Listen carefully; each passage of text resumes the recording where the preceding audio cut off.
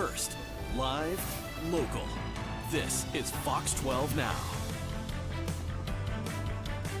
Welcome back to Fox 12 Now. As always, we appreciate everybody joining us. We are live streaming here out of the Fox 12 Oregon newsroom, but we're also available on our apps after the fact as well, so you can feel free to share these segments, and this would be one of those, particularly this one, that you want to make sure and get the word out about. Now, as this weather is getting nicer, we're heading towards summer. We've got a hot day even, depending on when you're watching today.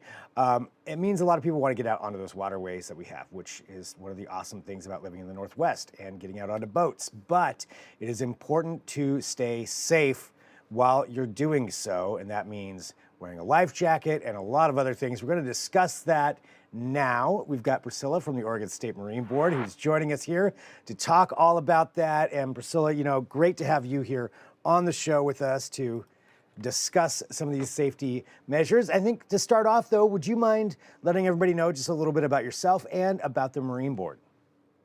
Absolutely. So I'm Priscilla Macy Cruiser. I'm the Boating Safety Advocate Program Coordinator here at your state agency, the Oregon State Marine Board. We are a state agency that does all things recreational boating, safety being one of the more important aspects of our agency work. We want to remind people that boating safety comes first when you're out on the water, and we'll get into that more a little bit in this conversation here.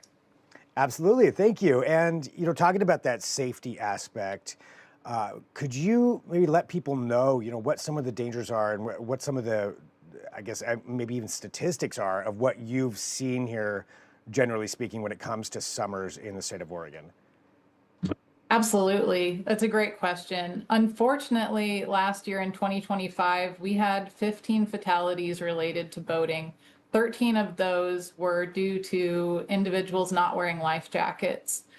Over and over again, we are reminded that life jackets are the best tool, the best defense that boaters have to keep them safe on the water. We recommend that everyone wears their life jacket, that it's a properly fitted, activity appropriate, and a life jacket that is in working and proper condition. We don't want torn up, moldy life jackets with missing buckles. We want to make sure that it's in working order in the same way that you would expect any other safety equipment to be when you're relying on it to keep you safe. And when we're talking about life jackets, and that's so unfortunate that, I think you said 13 of those had to do with not wearing a life jacket, life vest of some kind. What are the situations where one should have a life vest on when they're getting into the waterways? Well, the agency recommends that anytime that anybody is on a boat or engaged in boating, that they wear a life jacket. Now, there are legal requirements. You can go to our website, boat.oregon.gov, to check out what requirements are specific to your vessel. But the message we want to send home with individuals as they're looking to get on the water is just wear it. Much like when you get in your car and you put your seatbelt on, you're not expected to not have a seatbelt on, get in an accident, and try to quickly put it on before the worst thing happens. Most people, we know from statistics, aren't expecting to fall in the water when they go boating. So the best thing you can do to prepare yourself from the impacts of cold water, from moving water, from being tired, is just to wear your life jacket and to make sure that it fits you before you're relying on it when you're engaging in recreational boating. I think that's, good. You never know when you're going to need it kind of thing, it seems like. Exactly. Yeah, we never expect to go overboard. And typically when we're overboard, we're not thinking about, oh, I think I can get my life jacket on right now when I'm cold and having the impacts of cold water immersion. So it's best just to wear it. Right. And actually, since you brought that up, those impacts of cold water, I know as warm as it may get outside, the waterways and rivers and lakes tend to be pretty cold, it seems like, in the state of Oregon. Is that true? And how can that affect the body if you do fall in? Great question. So in Oregon, we are home to a lot of waterways, a lot of which are having water and rivers come from the bottom part of a dam where the water is coldest. We have rivers that are fed and lakes that are fed from snowmelt, meaning that even on a 100-degree day, the water itself can be really cold. So when someone jumps into the water, they can have kind of a shock reaction where your heart rate changes, your airway could close, your muscles could freeze. Even if you are in the best shape, if you're a professional athlete, these impacts of cold water shock can happen to you too. So that's just another reason why the Marine Board recommends wearing that life jacket.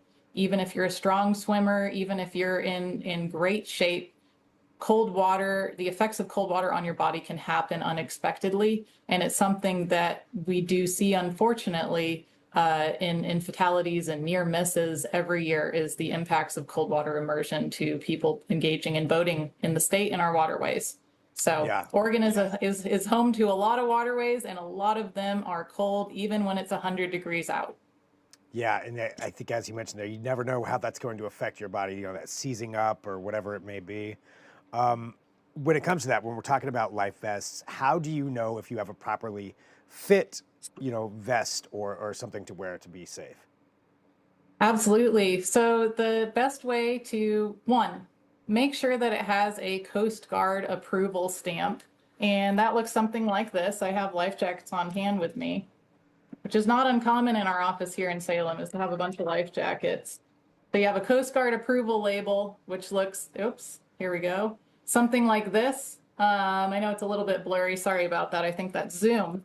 But it'll show you an icon for the activity that it is approved for, as well as the weight range, the chest size. You want to make sure that you're meeting all of those requirements. Make sure that you're not using a wakeboarding boat for whitewater paddling, if that makes sense. Make sure that you try it on. We like to tell people to fit it close to themselves, so tight like a bear hug. And then when you lift up on that life jacket, make sure that it does not go above the bottom of your ears. So make sure that you test that life jacket to make sure that it has the proper fit and you yourself are fit to float when you need it most. And speaking of fit to float, I know there are some events coming up where people can actually go out and have some help in that to make sure that they're safe for themselves and their kids, especially. Yeah, we are really excited to be engaging in an effort in partnership with the ACA Paddle Sports, with the Coast Guard Auxiliary, and Sawyer Paddles and Oars, who was one of the leaders of this idea, to bring a state-sponsored life jacket fitting event. We have, the State Marine Board is partnering with 8 locations across the I-5 corridor. I'll list them off real quick since there's only 8. Indigo Creek out in Phoenix, Oregon, Sawyer Station, Gold Hill, Sotar Manufacturing in Merlin, Oregon Paddle Sports in Eugene, the River House Outdoor Center in Eugene, Kaiser Fest in Kaiser, Alder Creek Kayak and Canoe up in Portland, and the Paddle Shack up in Scappoose Bay. So the Marine Board is excited that we have a variety of locations across the I-5 corridor, so nearly everyone can go find a location nearest to them. And they will be taking place from 3 to 6 p.m. this Friday as a lead-in to National Safe Boating Week. So come, it's a free family event. We invite you all to engage with our partners to learn how to properly fit and select a life jacket that will work for you and your family. Is this something that they should show up with their own life jackets with them? They could certainly show up with their own life jackets and ask questions. Does this fit me right? I do these kind of activities. Does this work for me? There will be a variety of basic life jacket models if they don't have their own life jackets to try on, and we'll have experts that will be able to explain to them how to fit it and what to look for. But if you have your own life jacket and you have some questions, is this in operable condition? Is this too old? Bring them by. We're happy to answer questions, and we have experienced volunteers and staff at these locations to answer those questions. Nice. So everybody can get out, and as you mentioned, yeah, it's pretty much down the entire I-5 corridor there for Oregon. So a lot of opportunity for people. Yeah. If you're on the western side of the state, it sounds like you're going to be close to one, no matter where you are. Absolutely. And in the future, the Marine Board hopes to expand farther across the state. In this first year of essentially a pilot project, we chose to be along the I-5 corridor, but hoping to expand in years to come. Nice. Well, so anything else that you think is important for people to know, or even where to direct them to get more information if they want to? Absolutely. You can visit the agency website, boat.oregon.gov, and there is a wealth of information there from the agency. You can call the Oregon State Marine Board as well. We will answer any questions that you have. And please show up to these Fit to Float events. We'd be happy to see you there and excited to tell you to wear your life jacket and how to wear it properly so that you can float when you need it most. Absolutely, yes. So important, especially knowing those statistics that you were just talking about there and what could be preventable. And at the end of the day, everybody wants to get out and have fun. So why not eliminate the worry of danger in that and just have a good time? Exactly. That's what it's all about, being safe and having a good time on the water. Awesome. Well, Priscilla, thank you very much for joining us. I appreciate your time and being here and the information and getting the word out for everybody this Friday, but then safe boating week next week and just being safe throughout the summer and having a good time out there in Oregon. Thanks, Priscilla, for being here on Fox 12 Now. Thanks so much, Greg.